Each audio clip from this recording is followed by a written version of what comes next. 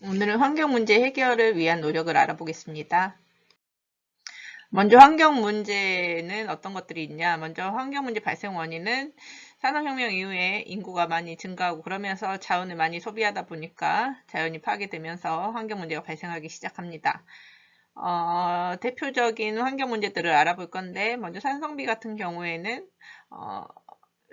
공장, 자동차 등에서 배출되는 황산화물과 질산화물처럼 산성이 강한 물질이 비와 섞여 내리는 그런 것이 산성비라고 할 수 있죠. 산성비는 숲의 나무 등을 마르게 하고 그다음에 하천과 호수를 오염시키고 또 도시 건축물과 조각상을 부식시킵니다. 교과서에도 있으니까 한번 보면 될 것 같고요.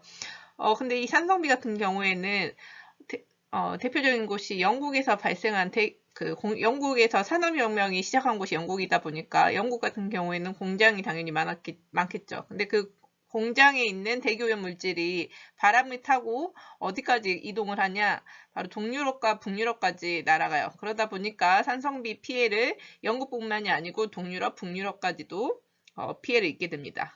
그래서 여기 보면 실제 산성비의 원인을 배출하는 지역은 여기 영국을 포함해서 이쪽인데 실제 피해를 보고 있는 지역은 이런 식으로 동유럽과 북유럽까지도 산성비 피해를 입고 있습니다. 스모그 현상은 매연 속에 있는 대기오염 물질이 수증기에 섞여 안개와 같이 나타나는 것을 말하고요. 환경 문제 종류는 특히 지구온난화부터 볼게요. 화석 연료의 사용 증가 때문에 우선 지구온난화가 생기는 건데 화석 연료, 화석 들어봤죠? 땅속에 묻혀 있는 건데 과거 지질시대에 묻혔던 이 동식물의 유해들이 지하에서 오랜 세월에 걸쳐서 변화된 물질들을 뜻하는데요. 대표적인 화석 연료는 석유, 석탄, 천연가스 이런 것들이 있어요. 이런 것들이 사용이 증가하다 보니까 대기 중 온실가스 농도가 증가했고 그러면서 어떤 일이 일어났냐? 지구의 기온이 상승하니까 빙하가 감소해요. 빙하가 녹은 물이 결국 바다에 영향을 미치겠죠. 그래서 해수면이 상승하고요. 그다음에 여러 가지 자연재해 및 여러 가지 자연재해가 피해가 커지고 있습니다. 그리고 농작물의 북한계선이 북상한다라는 말이 있는데 이게 무슨 말이냐?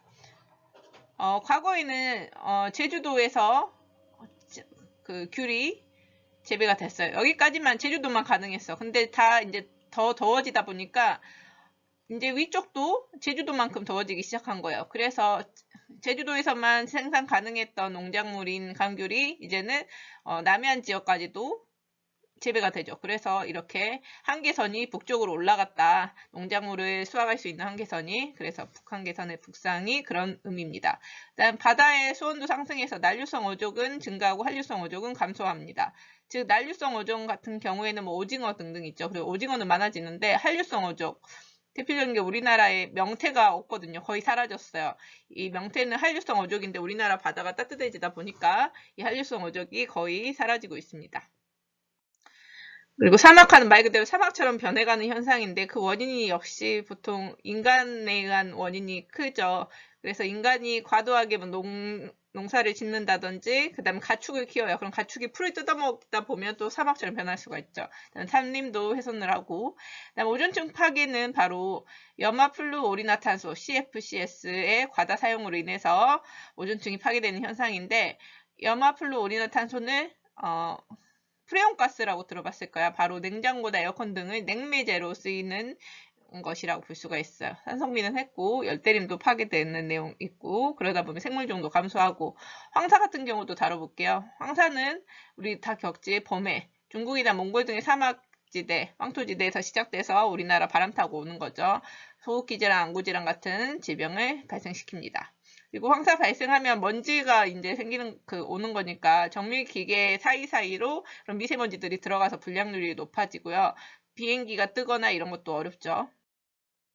그래서 환경 문제 해결하기 위한 노력들은 정부, 시민단체, 개인, 기업 다 노력을 해야 됩니다. 그래서 환경영향평가라고 정부 차원에서는 제도적으로도 어떤 정부기관이나 민간에서 대규모 개발 사업을 할 때, 계획할 때 개발 사업이 환경에 미치는 영향을 미리 예측 평가하는 제도고요.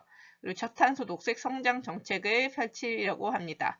그래서 화석에너지 줄이고 온실가스 배출량 적정 이하로 줄이려고 하고 있고요.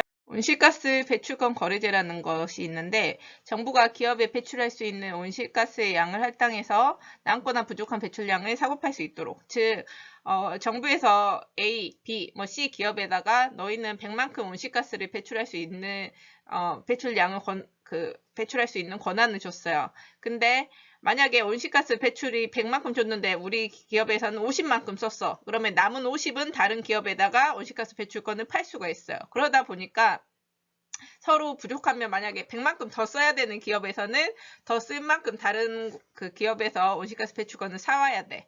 그래서 최대한 온실가스 배출을 줄이려고 노력을 할 수밖에 없어요. 그래서 만든 제도고, 환경 성적 표지제 같은 경우에는 말 그대로 환경에 대한 영향을 얼마나 하는지를 계량적으로 표시하는 제도인데, 예를 들자면 제품에 이런 거가 표시되어 있는 것을 본 적이 있을 수도 있어요. 탄소 발자국 인증인데, 탄소 발자국이라는 것은 말 그대로 탄소를 얼마만큼 썼냐 이거를 발자국을 남긴다는 거야. 그래서 탄소 발자국의 수치가 클수록 화석 연료의 사용이 많다는 것이고요. 쓰레기 종량제는 우리 이제 쓰레기 버릴 때 그 쓰레기 봉투에 버리고, 그거 알죠? 그 다음에 에너지 소비 효율 등급 표시제는 이런 식으로 가전에 이런 거, 냉장고, 세탁기 이런 거에서 본 적 있을 거야. 이렇게 소비효율 등급이 높은 거를 쓸수록 환경에 좋다. 그렇게 이해하면 될 것 같아요. 그 다음에 기업, 시민사회, 시민단체들은 노력을 하고 있고, 개인도 녹색 소비를 하려고 노력을 해야 됩니다. 말 그대로 환경을 위한 소비를 해라. 그래서 예시는 뭐 일회용품 줄이기, 대중교통 이용하기 등등 있죠. 그리고 몽골에 우리가 산림청이 나무를 심는데 그 이유가 무엇이냐?